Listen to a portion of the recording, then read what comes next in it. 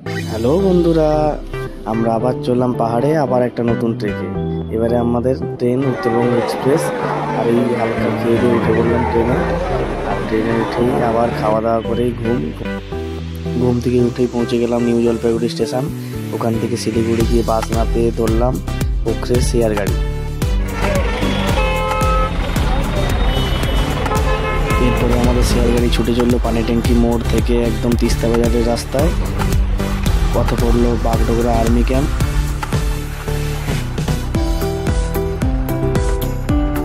আর ওই যে দূরে দেখা যায় মেলি ব্রিজ, যেটা কিনা সিকিমের প্রবেশ পথ।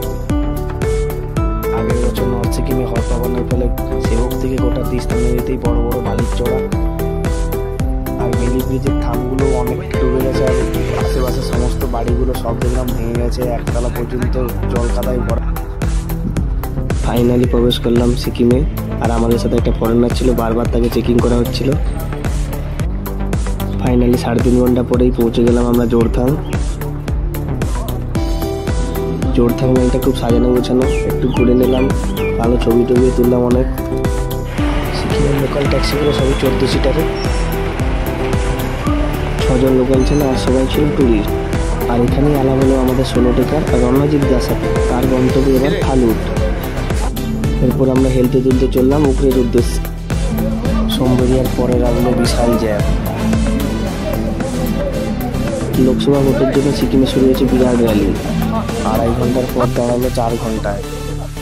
2 জন প্যাসেঞ্জারকে নামানোর জন্য গাড়ি থামলো। আর এই সিঁড়িটা অসাধারণ, পুরো হোমস্টেটাই দারুণ সুন্দর। আপার ওভারের মধ্যে পড়ে এটা।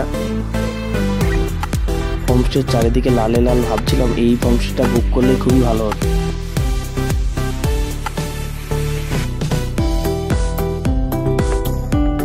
তারপর গাড়ি গিয়ে দাঁড়ালো আরেকটি গ্রামে, সেখানে সারা মাসের লেসন পৌঁছে দিয়ে গাড়ি ছাড়লো আবার পোখরের উদ্দেশ্যে, আমাদের হোমস্টে যেখানে আছে।